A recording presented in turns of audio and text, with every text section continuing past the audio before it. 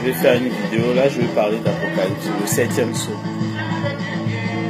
Apocalypse 10. Vous savez que le...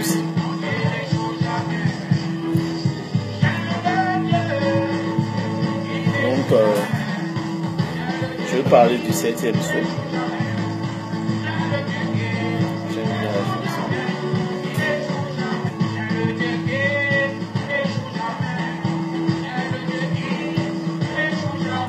Je vais parler du 7e sceau, Apocalypse 10.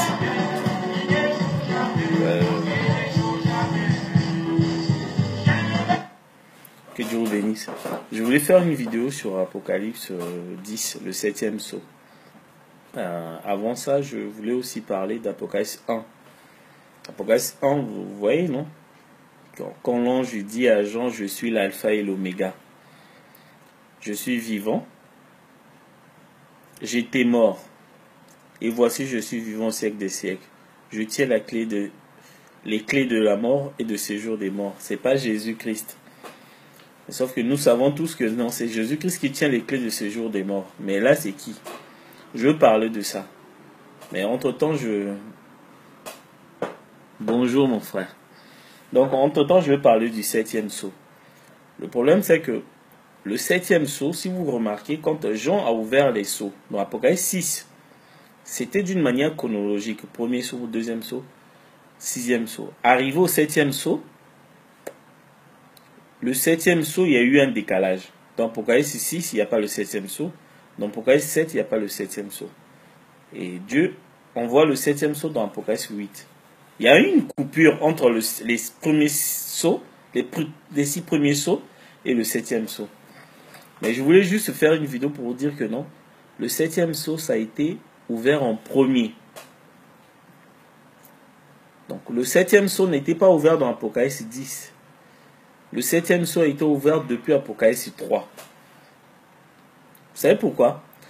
Parce qu'on ne pouvait pas ouvrir les 6 premiers sceaux tant qu'on ne connaissait pas le 7e sceau. Parce que le 7e sceau, c'est l'ouverture de tous les autres sceaux, c'est la clé de tout mystère.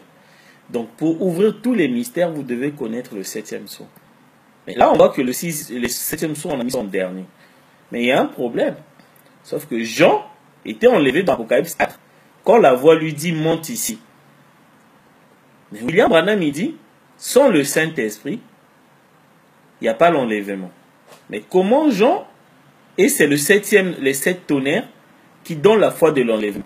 Mais comment Jean peut être enlevé dans Apocalypse 4 sans les 7 tonnerres? Il y a un problème. Mais Jean, donc, si Jean a été enlevé, c'est que lui connaissait les 7 tonnerres. Parce que c'est les 7 tonnerres qui donnent la foi de l'enlèvement. William le dit, je vais citer les citations à la fin. Donc là, sauf que l'église qui est représentée par Jean est enlevée en Apocalypse 4. Apocalypse 4, 1, quand la voix lui dit, monte ici, c'est l'enlèvement. Mais comment Jean peut être enlevé sans connaître les 7 tonnerres? C'est impossible. Jean connaissait les 7 tonnerres. Donc si Jean est enlevé dans Apocalypse 4, donc ça veut dire que non, les 7 tonnerres, les 7 sceaux, parce que les 7 tonnerres étaient dans le 7e sceau, étaient révélés depuis Apocalypse 3. Parce que les 7 tonnerres, tu ne peux pas être enlevé sans connaître le nom du Messie. C'est ça les 7 tonnerres. Mais Jean connaissait le nom du Messie, voilà pourquoi il était enlevé. Apocalypse 3.12, la Bible dit qu'il y avait une promesse du nom nouveau. Quand on a promis à Jean, écrit à celui qui vaincra, je révélerai. Je créerai son nom sur les colonnes de temple. Je révélerai le nom de mon Dieu, le nom de la nouvelle Jérusalem qui descend du ciel, et mon nom nouveau. Pour dire à Jean, le nom nouveau là, c'est le même nom de la nouvelle Jérusalem. C'est ça qui doit te donner l'enfant de l'enlèvement. Donc là, il y a une promesse de nom nouveau. Dans Apocalypse 4, on voit Jean enlevé. Donc ça veut dire que entre la promesse et l'enlèvement, il y a eu les 7 tonnerres entre là. Donc le 7e sceau a été ouvert depuis Apocalypse 3, là où il y a eu les 7 tonnerres. C'est ça qui a permis à Jean d'être enlevé. Sauf que ce qui donne, William Branham dit, sans le Saint-Esprit, il n'y a pas d'enlèvement. Donc Jean a eu le Saint-Esprit. Donc Jean a eu, puisque le Saint-Esprit, c'est 7 tonnerres. Donc Jean a connu le nom du Messie depuis Apocalypse 3. Et la Bible dit clairement, hein, si vous prenez la Bible, on va prendre la Bible. La Bible dit que, mais dans l'Apocalypse 3, il y a une personne qui s'appelle le messager du 7e âge. William Branham dit le Saint-Esprit, c'est le messager du 7e âge. Ah, donc Jean connaissait déjà le nom du messager du 7e âge depuis Apocalypse 3. Donc c'est ça lui qui a permis d'être enlevé dans Apocalypse 4. Parce que sans le nom de William Branham, il n'y a pas l'enlèvement, parce que le nom et la personne, c'est la même chose. Vous voyez? Je ne sais pas si je me fais comprendre. Donc, il y a eu la promesse du nom nouveau d'Apocalypse 3.12. C'est ce qu'on appelle les 7 tonnerres. Il y a eu l'enlèvement dans Apocalypse 4.1. Mais à quel moment il y a eu les 7 tonnerres? À quel moment? Par contre, Dieu tellement est merveilleux, il a embrouillé les gens, il a mis les 7 tonnerres dans Apocalypse 10. Mais non, mais les 7 tonnerres doivent se trouver entre la promesse de Apocalypse 3.12 du nom nouveau et l'enlèvement qui se passe dans Apocalypse 4.1. Donc les 7 tonnerres doivent être là. Donc, mais William Branham il dit, à l'ouverture du 7e sceau, on connaîtra la nature de Dieu, qui est Dieu, comment il est, quelle est sa nature, même son nom. Mais la nature de Dieu et tout, c'est dans Apocalypse 3, Apocalypse 3.14. On vous donne la nature de Dieu, écrit à l'ange de l'église de Laodicée. Voici ce que dit l'Amen. Donc, ça c'est la nature de Dieu. On commence à donner les attributs. Il est l'Amen, c'est-à-dire que l'absolu. Il est le témoin fidèle, fidèle à sa parole. Le véritable. Donc, il est l'accomplissement de tous les types. Vous comprenez? Il est le véritable, donc il est l'Amen, l'accomplissement de tous les attributs. Il est le témoin véritable, témoin fidèle. Il est le véritable, donc l'accomplissement de tous les types. Voilà, donc il est en même temps l'agneau, il est en même temps le Saint-Esprit, tout est là. C'est ça ce qu'on appelle la nature de Dieu. Après, il est le commencement de la création de Dieu. Parce que la première chose que Dieu a créée, c'est le Logos, la colonne de feu. Pour dire que le nom de Dieu, l'ange de Laodicée, là, ce sont la nature de l'ange de Laodicée, qui n'est que William Marion Branham. C'est lui le Saint-Esprit, c'est lui le 7 tonnerres. Son nom, c'est les 7 tonnerres. Vous voyez, là, on est dans Apocalypse 3.14. C'est ça qui a permis à Jean, dans Apocalypse 4, d'être enlevé. Parce qu'il connaissait la nature de Dieu, il connaissait qui est Dieu, il savait que Dieu, là, l'ange de Laodicée, c'était lui la colonne de feu, parce que le commencement de la création, c'est le Logos, donc la colonne de feu. Donc, il connaissait le nom de William Branham depuis Apocalypse 3. Parce que dans Apocalypse 3.12, on avait annoncé le nom nouveau. Pour dire que non, pour être vainqueur, pour avoir l'enlèvement, tu dois connaître le nom nouveau. Donc, Jean connaissait déjà les 7 tonnerres dans Apocalypse 3. Vous voyez, voilà, on vous donne la nature. William Branham, il le dit, je vous cite les citations. William Branham, il dit, à l'ouverture du 7 sceau, je vais prendre juste la citation, il dit, dans le premier sceau, paragraphe 74-75, il dit les 7 tonnerres qui donnent la foi de l'enlèvement. Il dit c'est ça. Il dit les 7 tonnerres, ils seront révélés dans les derniers jours afin de rassembler l'épouse pour la foi de l'enlèvement. La foi de l'enlèvement, ce n'est pas encore l'enlèvement. Donc ça te donne la révélation de qui est Dieu. C'est ça. La foi de William Branham, l'enlèvement, c'est une révélation. Mais la révélation de quoi? La révélation de connaître le nom de Dieu qui est les 7 tonnerres. Si vous connaissez les noms de Dieu, les 7 tonnerres, c'est ça la foi de l'enlèvement. Parce que la foi, c'est la révélation. Vous voyez, donc je lisais dans le premier sceau, paragraphe 74, que les 7 tonnerres qui donnent la foi de l'enlèvement. Ce n'est pas encore l'enlèvement, mais la foi de l'enlèvement. Vous allez voir ce que William Branham va dire après. Une fois qu'on a la foi de l'enlèvement, c'est là où on peut être enlevé. Voilà.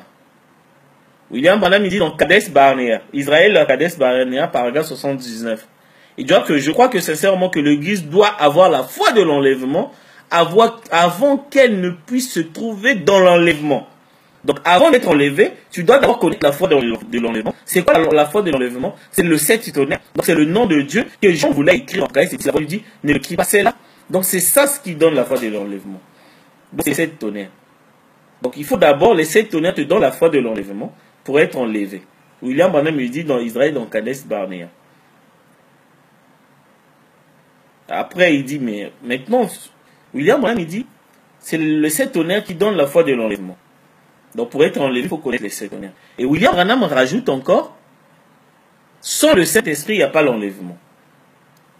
Sauf que c'est pas les 7 tonnerres et le Saint-Esprit, c'est pas deux choses différentes. C'est la même chose qui donne l'enlèvement. D'un côté, il dit c'est le Saint-Esprit. Sans le Saint-Esprit, il n'y a pas d'enlèvement. Là, il me dit pourquoi le Saint-Esprit nous a été donné, paragraphe 55. Il dit, il vous donne la signature de Dieu. Sans le Saint-Esprit, pas d'enlèvement. Paragraphe 155. Donc ça veut dire que les sept tonnerres et le Saint-Esprit, c'est la même chose. Parce qu'ils jouent les mêmes fonctions qui te donnent la foi de l'enlèvement pour être enlevé. Donc ça veut dire, mais c'est quoi le Saint-Esprit? Le Saint-Esprit, c'est le messager de l'heure. Donc là, on est dans Apocalypse 3, c'est le messager de l'âge de Laodicée. Donc Jean avait le Saint-Esprit qui lui a permis d'être enlevé dans Apocalypse 4. Or le Saint-Esprit, c'est le prophète du jour. Donc c'est Apocalypse 3. Apocalypse 3, c'est l'âge de Laodicée. C'est William Branham.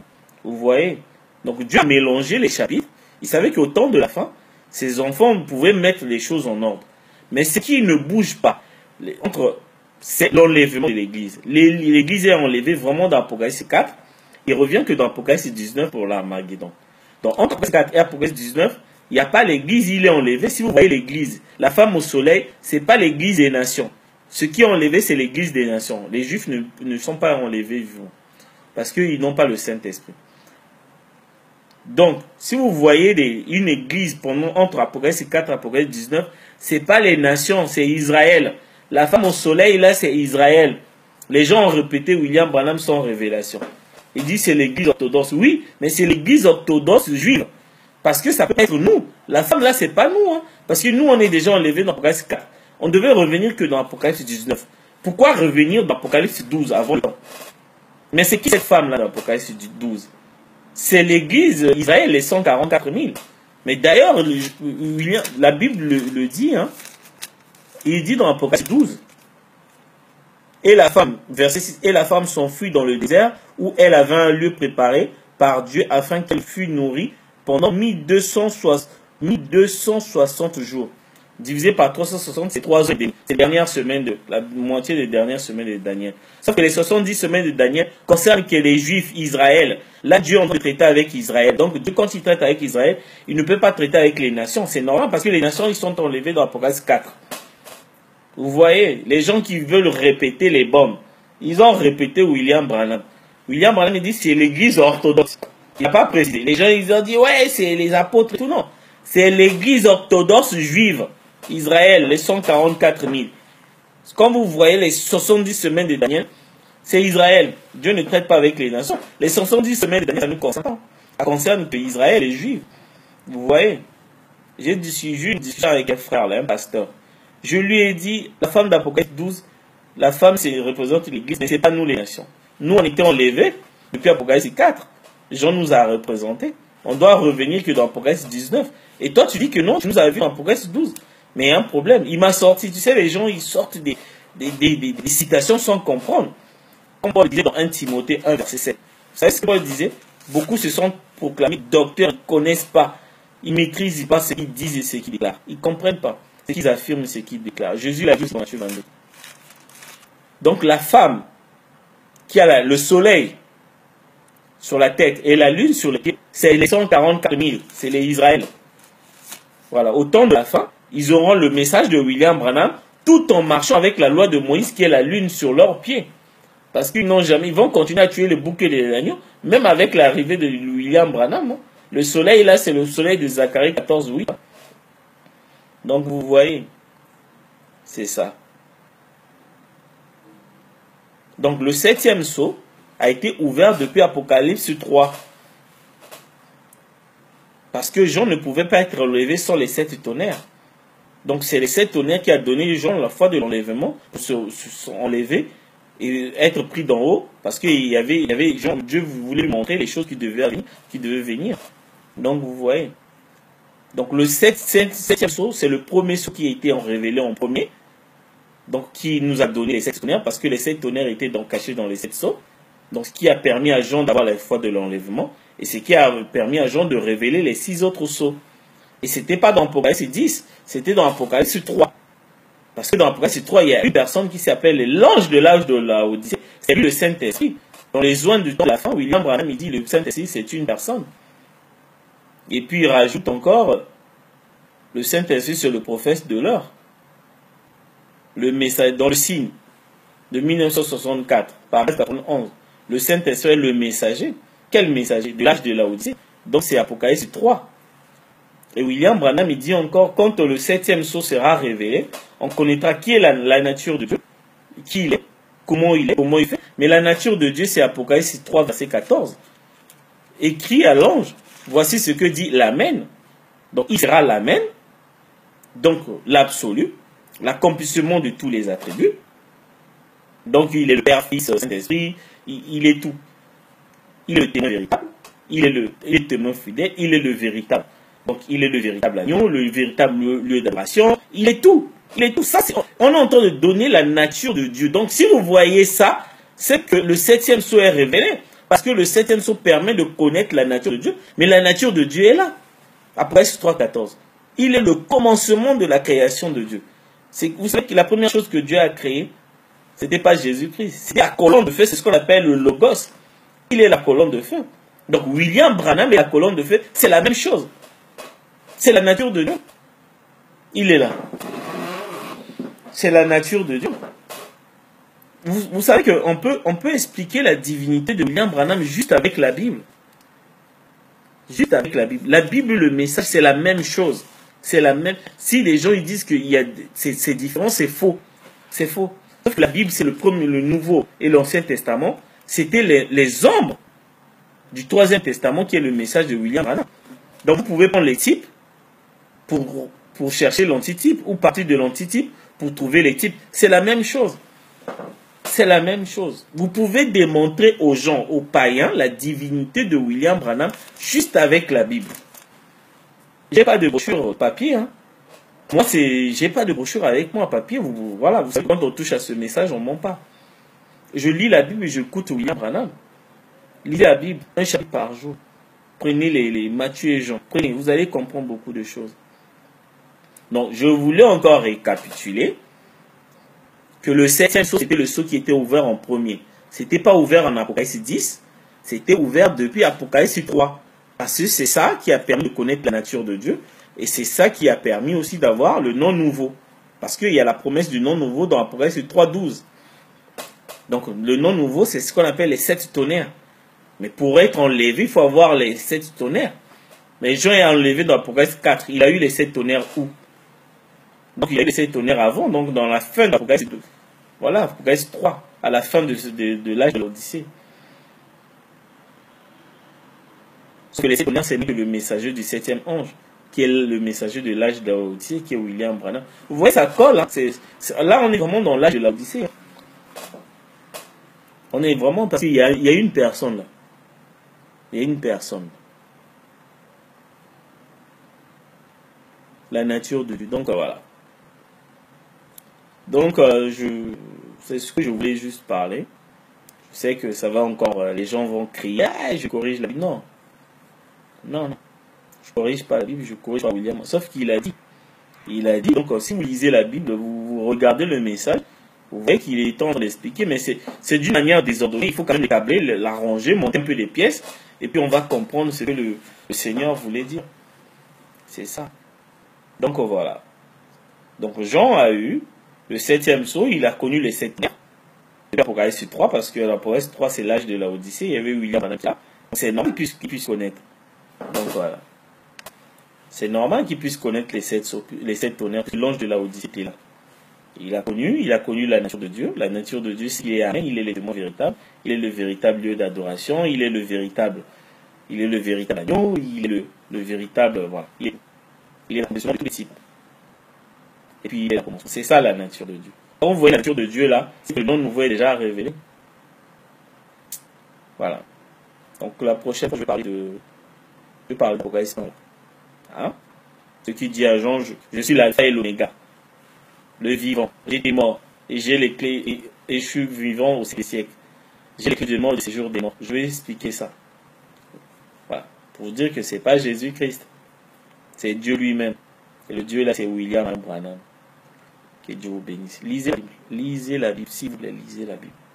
Un chapitre par jour. Un chapitre par jour. Vous allez voir, votre vie va changer. Que Dieu vous bénisse. Que William Branham vous bénisse.